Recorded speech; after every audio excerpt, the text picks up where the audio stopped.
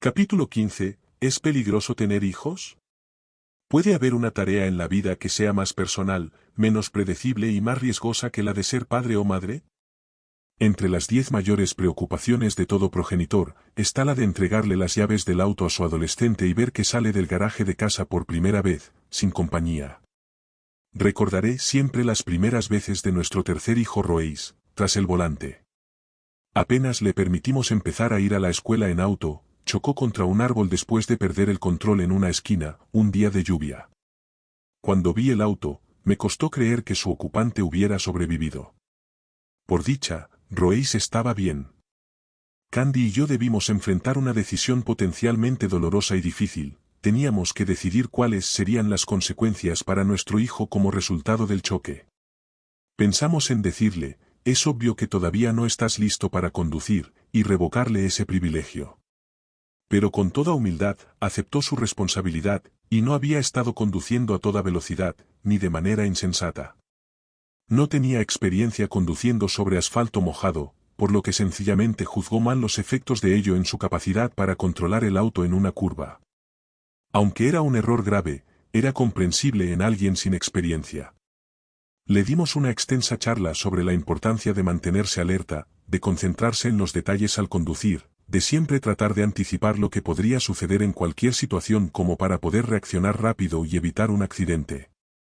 También le dijimos que todos cometemos errores pero que lo importante era aprender las lecciones para que supiera conducir mejor. Roeis no presentó resistencia alguna ante nuestras advertencias. Actuó con humildad, después de su roce con la muerte. No solo reconoció su culpabilidad, sino que veíamos que lamentaba lo del auto, el gasto, el inconveniente y el susto. Así que decidimos, como voto de confianza para nuestro hijo menor, permitir que siguiera conduciendo uno de nuestros otros autos. Semanas más tarde, Roeis chocó contra un vehículo que se detuvo de repente delante del suyo. Tampoco esta vez iba a gran velocidad, ni conducía irresponsablemente. Era obvio que volvió a equivocarse al no dejar espacio suficiente al frenar. Y este había sido su segundo accidente serio en menos de un mes. Naturalmente, hubo largas charlas serias en casa acerca de las consecuencias de ese último incidente. Lo que no esperábamos, fue la reacción de Roeis. Anunció que ya no quería conducir y que prefería que alguien lo llevara cuando tuviera que ir a alguna parte. Tengo que admitir que, al ritmo que destruía los vehículos de la familia, me pareció una opción atractiva. Considerando la gravedad de los errores de Roeis, nos parecía que quitarle el privilegio de conducir por el tiempo que fuera, era una respuesta justificada. Y como estaba tan dispuesto a aceptar la consecuencia, también nos pareció una solución simple.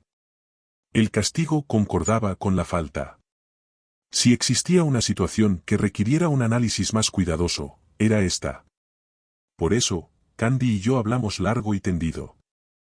¿Qué es lo mejor que podría pasar si no le permitíamos conducir a Roeis? Habría más posibilidades de que nuestro hijo sobreviviera y llegara a edad adulta. ¿Qué es lo mejor que podría pasar si le permitíamos seguir conduciendo? Podría aprender de esas dos experiencias, ser un conductor muy competente, seguro, y hasta tener mayor confianza en sí mismo en el futuro. ¿Qué es lo peor que podía pasar si le quitábamos el privilegio de conducir?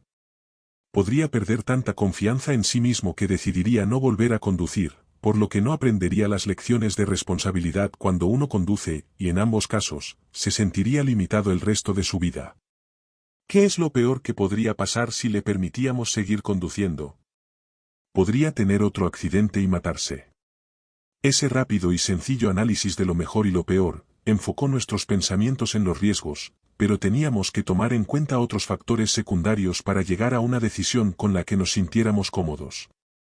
Sé que habrá quien lea este análisis, sopese ambos accidentes y llegue a la conclusión de que el riesgo de matarse gana, y que la decisión es sencilla, no permitirle conducir. Pero aquí es donde entran en juego los valores, el conocimiento y una perspectiva mayor.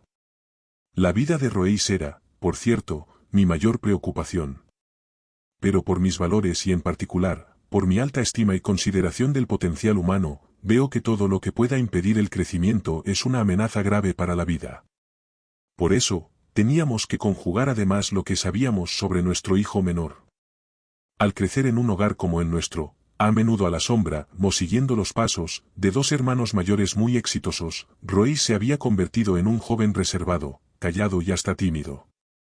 Pocas veces demostraba verdadero liderazgo entre sus pares, por su reticencia a ejercer sus muchos talentos en cuanto a ofrecerse para asumir responsabilidades.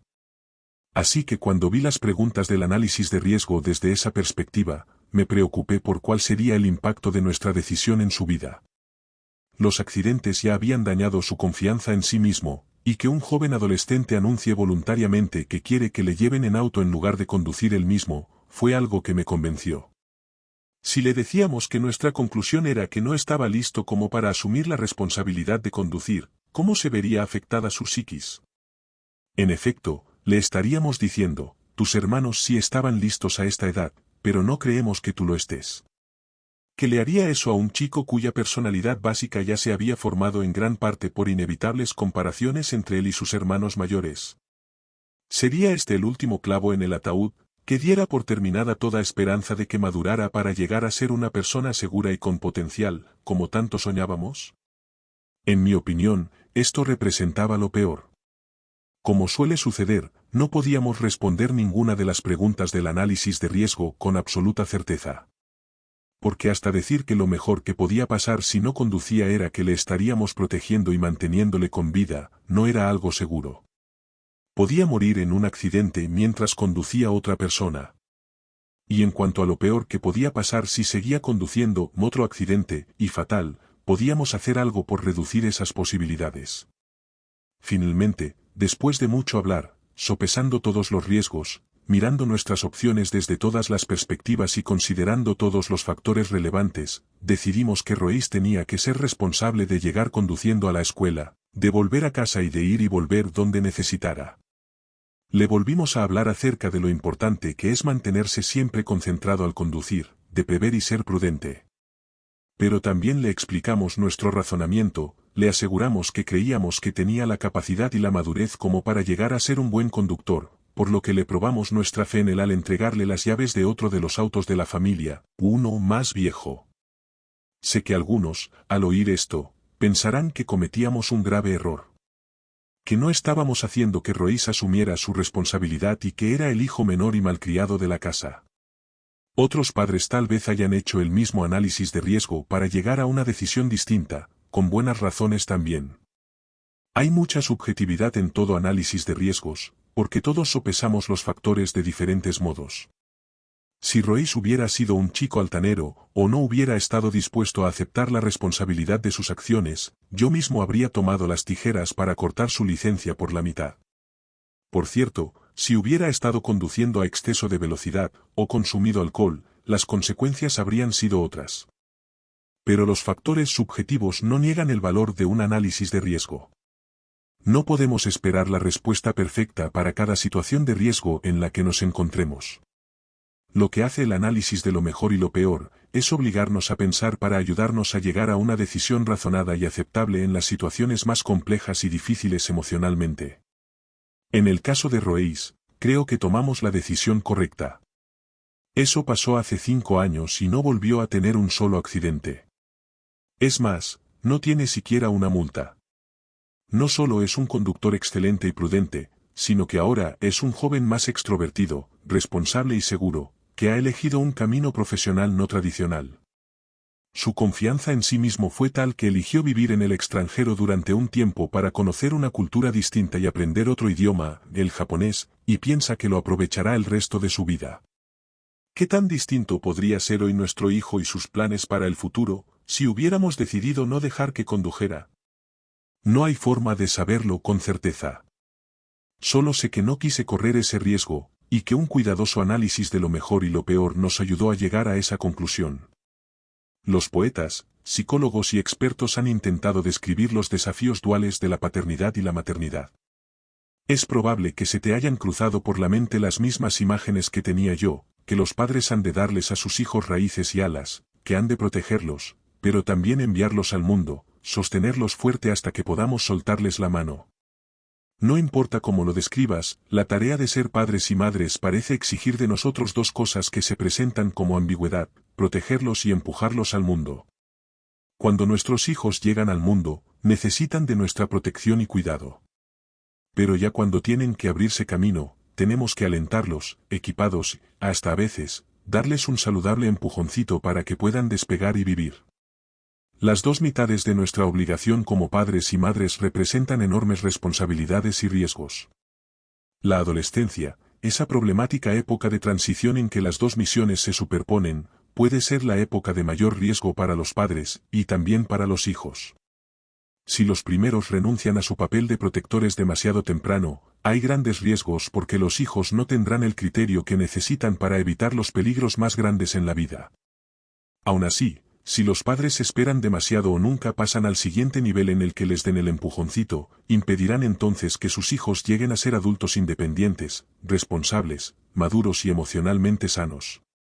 Los padres y las madres caminamos por la cuerda floja, de un lado y otro hay siempre graves riesgos al acecho.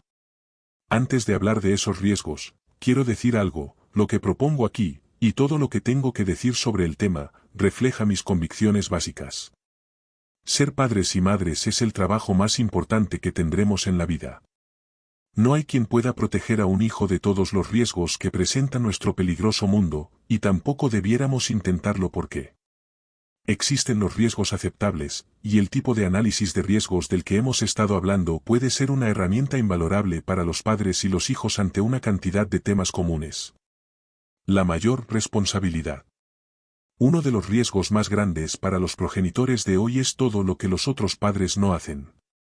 Hay demasiados padres y madres biológicos que han renunciado a su función de cuidadores, protectores, rectores, instructores, inspiradores, alimentadores y guías que delegan todo eso a las niñeras, las escuelas, las iglesias, los grupos de pares, los medios de comunicación o a la sociedad en general. Esa irresponsabilidad pone a sus hijos en riesgo, y también el futuro de ellos. Como sociedad y como padres y madres, debiéramos hacer un análisis de riesgo acerca de esta crisis. ¿Qué es lo peor que puede pasar si no cambiamos esta creciente tendencia? ¿Y lo mejor? ¿Qué es lo mejor y lo peor que podemos esperar, si lo hacemos? Al menos, eso nos hará pensar y hablar, y querremos hacerlo si nos detenemos y vemos que desde nuestra perspectiva como padres es probable que seamos quienes tenemos mayor influencia sobre nuestros hijos. Todo lo que sabemos de la psicología nos confirma que, desde la perspectiva del niño, su padre y su madre son las personas más importantes del mundo. Que sea bueno o malo, dependerá mayormente de lo que hagamos respecto a tamaña responsabilidad. Sin riesgos no hay oportunidades. La terrible matanza de 5 inocentes niñas amish en su pequeña casa-escuela rural fue primera página en todos los periódicos en estos últimos tiempos, mientras escribo este libro. Lo que convertía ese asesinato múltiple en algo más atroz todavía era saber que si algo así puede pasar en un lugar tan tranquilo y pacífico como Lancaster, Pensilvania, podría suceder en cualquier parte. Era un aterrador recordatorio para los padres, de que es imposible proteger a los hijos de todos los riesgos que nuestro mundo moderno nos echa en la cara todos los días. Aunque hay gente que intenta hacerlo. Los maestros han acuñado un nuevo término para describir a esos padres y madres: helicópteros. Es que son los que siempre sobrevuelan, práctica e imaginariamente, cerca de donde están sus hijos, observando, preocupándose y esperando para ir al rescate de ellos apenas surja una amenaza a su bienestar físico, emocional, relacional o espiritual. Los informes de quienes trabajan en niveles de educación superior indican que una alarmante cantidad de padres interfieren en las vidas de sus hijos e hijas aun cuando ya asisten a la universidad, y que llaman, de parte de sus hijos e hijas para protestar por una calificación, resolver problemas de horarios y hasta para quejarse por conflictos con compañeros de cuarto. Los administradores de las escuelas superiores y universidades menean la cabeza al ver esa inquietante y nueva tendencia de intrusión paterna y materna inadecuada para la experiencia universitaria de los jóvenes adultos. Hace poco, nuestro departamento de neurocirugía pediátrica en el Johns Hopkins recibió un pedido que atribuyo al mismo tipo de mentalidad sobreprotectora. Un grupo de seguridad nos preguntó si estaríamos dispuestos a decir que los niños deben llevar puesto un casco cuando andan en triciclo. Por lo que sé, no ha habido aumento en la cantidad de traumas graves en la cabeza de los niños que se caen de sus triciclos. Pero quienes abogan por el uso de cascos argumentan que ese requisito podría ayudar a que los niños se acostumbren a andar con casco, de manera que cuando puedan montar una bicicleta, no les parezca extraño ponérselo. No podía creer la cantidad de opiniones y debates que surgieron entre los miembros de nuestro departamento. Algunos decían que los cascos naturalmente reducirían las posibilidades de lesiones graves, y otros al fin dijeron, tal vez sea mejor que digamos que sí, porque si no lo hacemos y alguien se lastima, nos dirán. Estos fueron los que dijeron que no hacía falta el casco para andar en triciclo. A medida que el argumento cambiaba su enfoque, del riesgo para los niños a la exposición a demandas judiciales si no recomendábamos usar casco, la discusión pasó de lo lógico a lo litigioso. Mis sentimientos con respecto al tema son paralelos a lo que les digo a los padres o madres en la visita postoperatoria, cuando veo que quieren encerrar a sus hijos en un capullo para evitar lesiones durante la recuperación. Les digo, hay que dejar que los niños sean niños. Habrá algunas cosas que podrán hacer para protegerlos, pero no siempre podrán impedir que hagan lo que quieran. Si como padres, exageran y los sobreprotegen, les convertirán en personas paranoicas, ineficientes.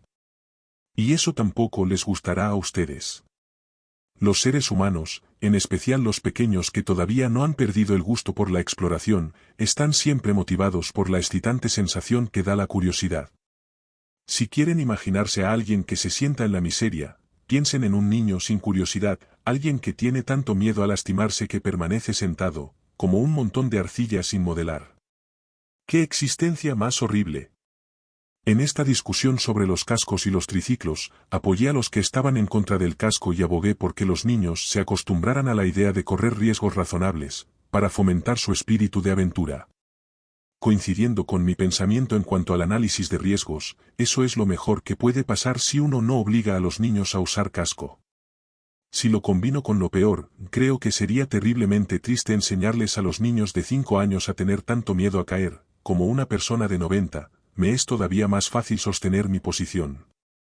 Ya he visto muchos traumas trágicos en mi carrera, por lo que no puedo descartar el argumento de quien dice, si podemos evitar que sufra un solo niño, tenemos que hacerlo. Pero, ¿dónde parar? Hay más niños que llegan a la sala de emergencias con golpes en la cabeza por haberse caído de la cama, por ejemplo, que por andar en triciclo. ¿Qué hacemos entonces? ¿Recomendar que usen casco para dormir? Y ya que estamos en eso, ¿por qué no recomendamos que usen antiparras para protegerse sus ojos todo el tiempo? Tal vez, podríamos comprarles trajes que no se contaminen para protegerlos de todo. Claro que les sería un tanto difícil andar en triciclo, ya que se les engancharían los pantalones en los pedales, y entonces podrían caerse y lastimarse.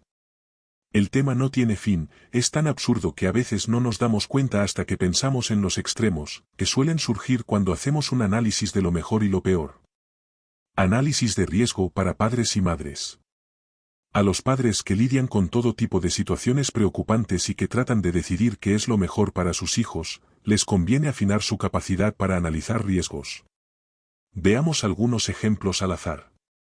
La elección de una escuela. Durante años he expresado públicamente mi preocupación respecto de algunos de los defectos actuales en nuestro sistema educativo en los Estados Unidos, que creo pone en riesgo el futuro de nuestros hijos y nuestra nación.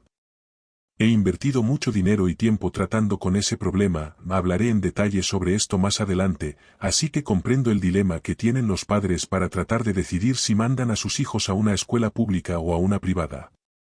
Este es, definitivamente, uno de los mayores predicamentos entre los más comunes porque hay muchísimas familias que, por diversas razones, llegan a conclusiones diferentes en cuanto a lo que es mejor para sus hijos.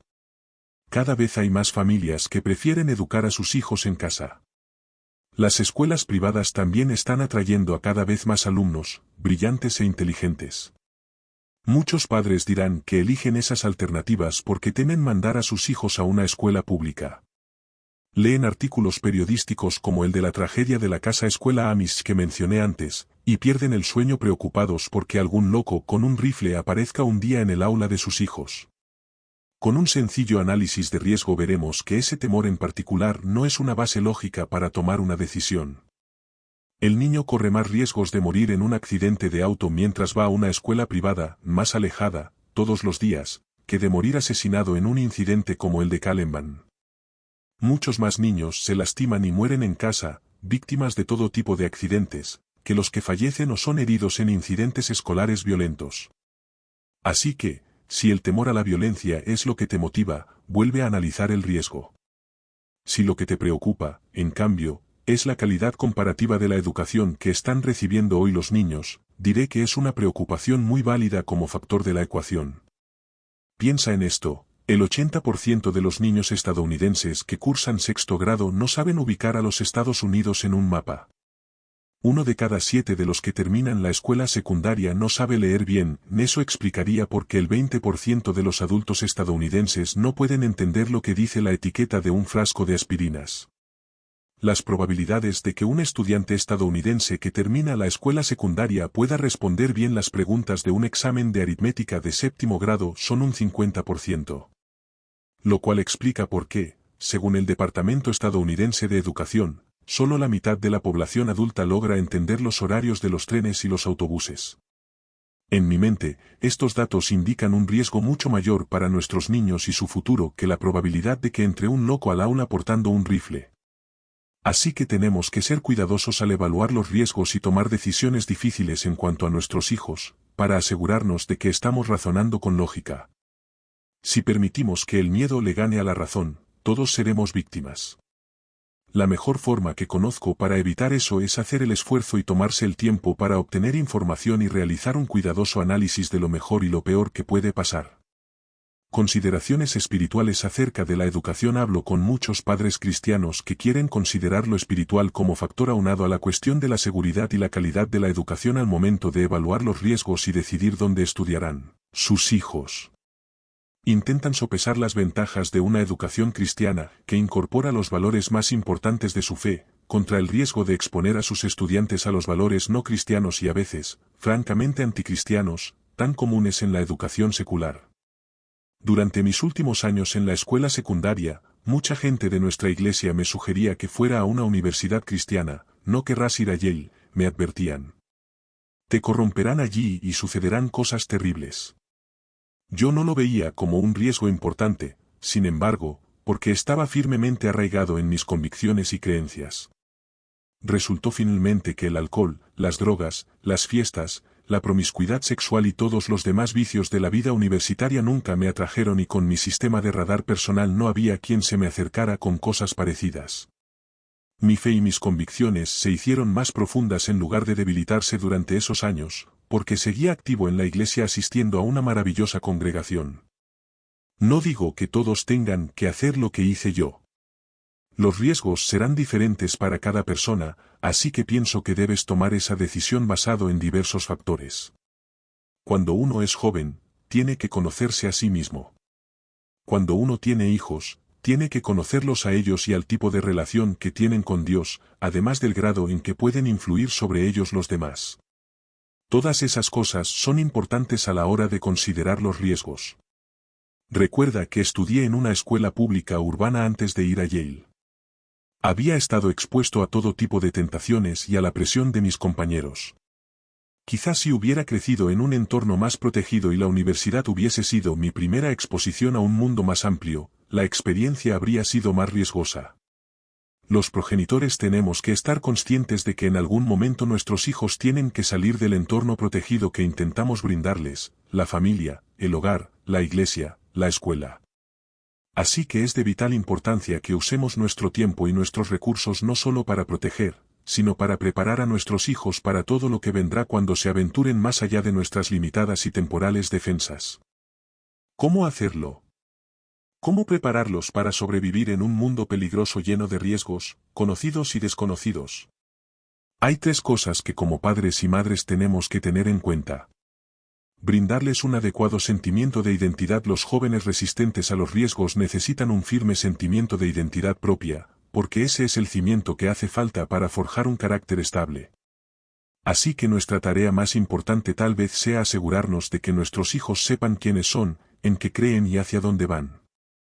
Lo que creen es central, ya que las creencias y los valores dan forma y entendimiento al resto de la identidad humana, y nos ayudan a ver quiénes somos, cómo llegamos a existir, cómo encajamos en este mundo, y hacia dónde vamos, cuáles deberían ser nuestros propósitos y metas.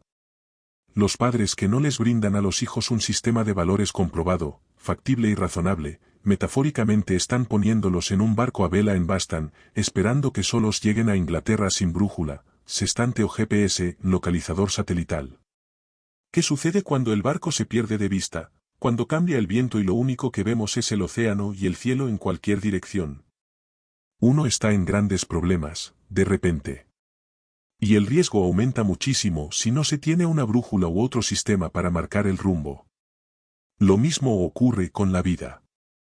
Cuando mandamos a los chicos a la universidad o los lanzamos al mundo, necesitan un ancla que impida que la más leve brisa los lleve de un lado a otro. Necesitan puntos de referencia que les permitan evitar los peligros y mantener un curso que los lleve al destino deseado.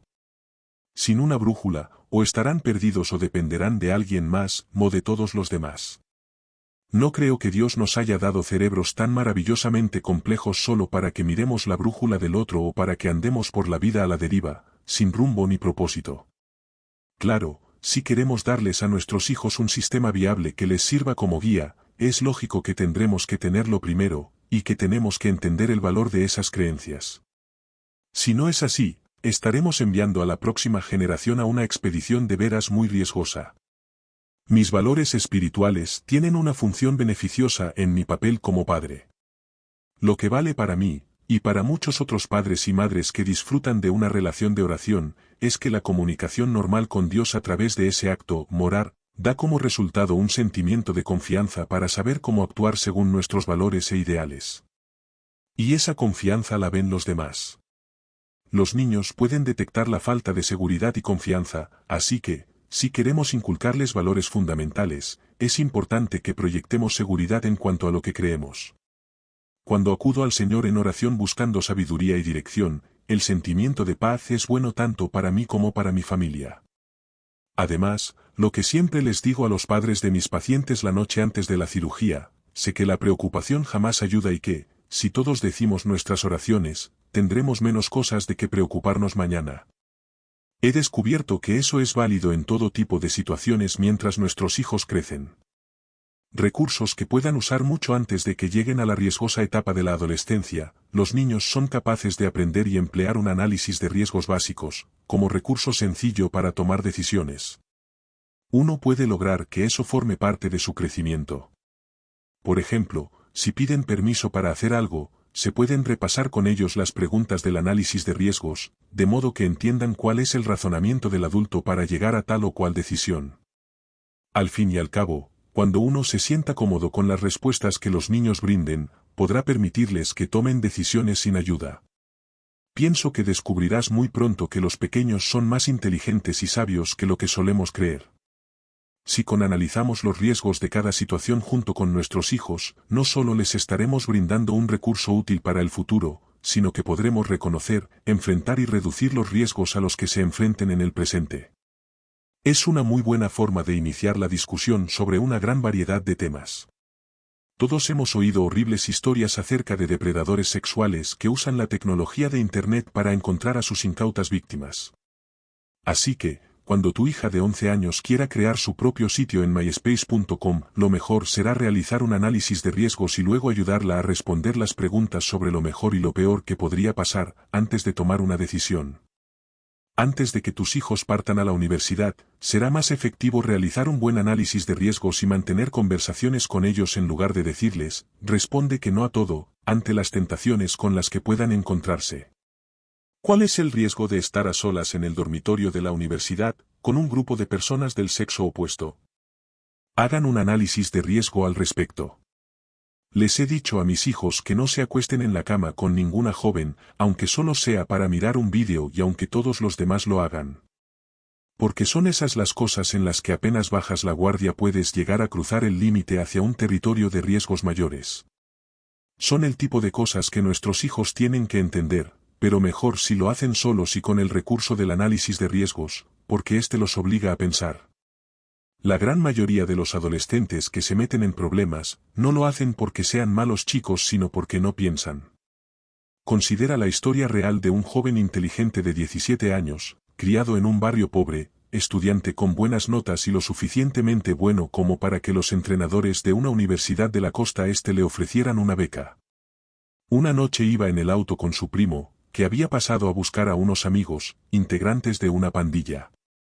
Deciden pasar al terreno de otra pandilla, de forma que, para anunciar su presencia, le entregan al chico una pistola y le dicen que dispare al azar, por la ventana, cuando pasen por el centro del barrio enemigo.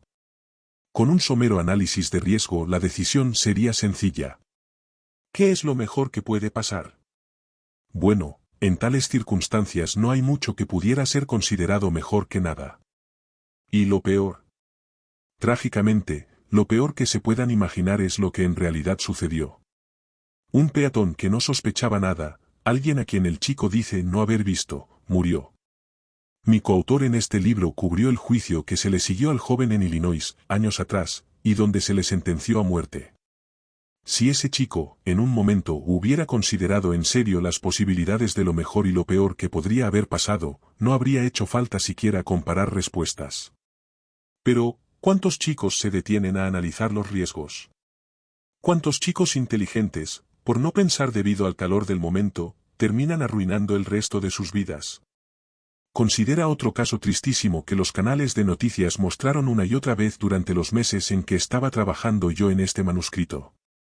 Una adolescente linda e inteligente, de una familia acomodada en un barrio también elegante, va con un grupo de amigos de secundaria a Aruba, en un viaje por su graduación. La última noche que pasan en la isla, cuando todos van a una discoteca para celebrar las vacaciones, la joven sale con 3 muchachos. Jamás se volvió a oír de ella, hasta el momento en que escribo esto, por lo menos. Los detalles son escabrosos y hasta ahora nadie ha podido probar lo que le sucedió a la joven. Si estoy seguro de una cosa, si Natalie Holloway hubiese hecho tan solo un sencillo análisis de riesgos antes de salir con los 3 muchachos a los que no conocía, seguramente no habríamos oído su nombre en ninguna parte. Permitir los riesgos adecuados. Hace unos años la revista Newsweek publicó un artículo acerca de los adolescentes y el riesgo. La premisa debiera servirnos de instrucción a padres y madres. El punto de esta nota, respaldado con citas de psicólogos, anécdotas como ilustración, estadísticas y trabajos de investigación, era el siguiente: como la audacia y la temeridad son características casi universales en la adolescencia, la estrategia más sabia para los padres, y la sociedad en general, consiste en ofrecerles a los adolescentes experiencias de riesgo controlado y aceptable. El argumento y los consejos ofrecidos tenían lógica. La adolescencia es, en el mejor de los casos, la incómoda transición entre la niñez y la adultez, entre la dependencia y la independencia. Hoy es mucho más larga que en la era agraria, en la que el niño probaba que era hombre cuando podía encargarse de los problemas, responsabilidades y peligros de los adultos trabajando al lado de su padre en el campo. Ya cuando llegaba a los 17 o 18 años, estaba listo para casarse y formar su propia familia. La niña, por su parte, se hacía mujer cuando llegaba a la edad fértil, y con 14 o 15 años, se consideraba que ya podía casarse. La transición de la niñez a la adultez era tan corta que la adolescencia, al menos como etapa de la vida según se considera hoy, apenas si existía. Así era, los problemas y las adversidades de la vida cotidiana por lo general presentaban pruebas y riesgos que desafiaban y contentaban hasta al joven más aventurero. Hoy todas esas determinaciones tradicionales de lo que es la edad adulta, como establecerse en una ocupación o formar una familia, se postergan hasta haber concluido los estudios universitarios. Con el periodo de la inocencia y la infancia acortándose cada vez más en nuestros tiempos, hemos creado una etapa nueva, de unos 10 a 12 años de duración, algo como la tierra de nadie, que conocemos como adolescencia. En el último medio siglo, más o menos, esta etapa parecida a un limbo se ha convertido en un periodo largo de incómoda incertidumbre para los jóvenes que siguen, por naturaleza, llamados a mostrar, descubrir y probar quiénes serán y dónde encajarán en el mundo adulto. ¿Y cómo lo harán?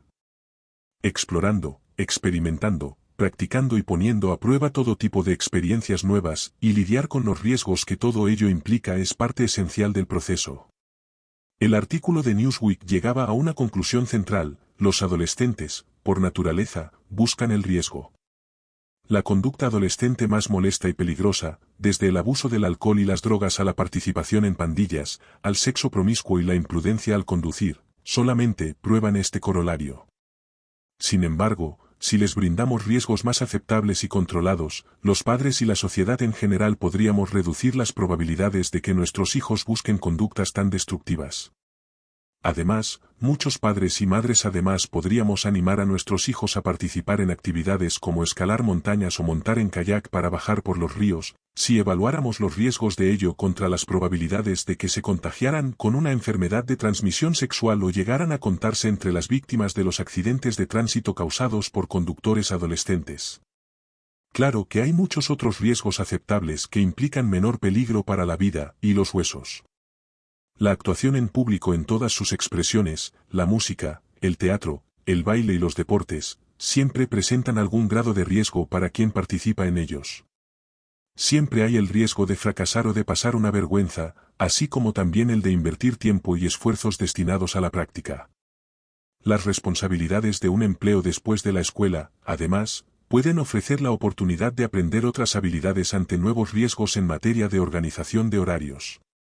Los viajes misioneros de la Iglesia y los proyectos de servicio sacan a los adolescentes de su ambiente de comodidad y les brindan una verdadera sensación de aventura y riesgo aceptable.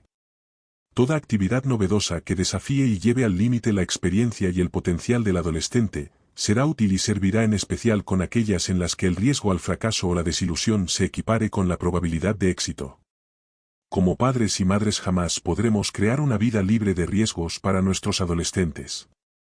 Lo que sí podemos hacer es equiparles para que puedan lidiar mejor con los peligros e incertidumbres que enfrentarán mientras vivan, si les brindamos herramientas básicas de análisis de riesgo y los animamos a disfrutar y comprometerse con actividades que les expongan a niveles aceptables de riesgo. Hay dos historias breves que quiero contarles. La primera tiene que ver con un carpintero que se ofreció para ir a la costa del Golfo de Mississippi con un equipo de ayuda de su iglesia, inmediatamente después del huracán Katrina. Cuando su hijo adolescente quiso unírsele, el padre le dijo a su esposa: «Todos dicen que las condiciones allí son terribles. La devastación es total. ¿Y si algo pasa, y se lastima o se enferma? Jamás me lo perdonaría».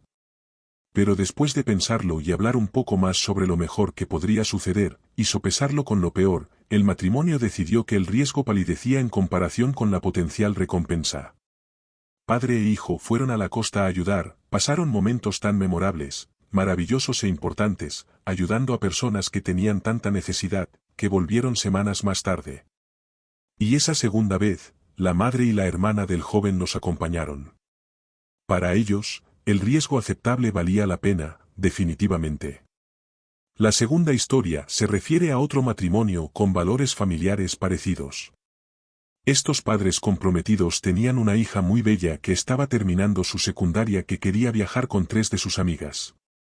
Las 4 chicas querían ir a Río de Janeiro durante el carnaval. No sé si hubo evaluación ni conversación, eso sucedió un año después del caso Holloway, pero finalmente le permitieron que fuera con sus amigas. Fueron, volvieron a salvo y por lo que sé, no sucedió nada que tuvieran que lamentar. Pero cuando oí esa historia lo primero que pensé fue: claro que no. ¿En qué estaba pensando esta gente? Ese es el problema. No estaban pensando. Si hubieran hecho un buen análisis de riesgo, tal vez su decisión habría sido otra.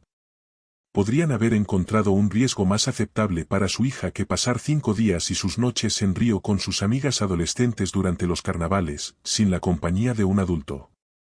Eso me lleva a mi observación final en cuanto a criar a nuestros hijos en un mundo lleno de riesgos. El arma más útil que tenemos en esta tarea tan desalentadora es el maravilloso cerebro que se nos dio a cada uno de nosotros.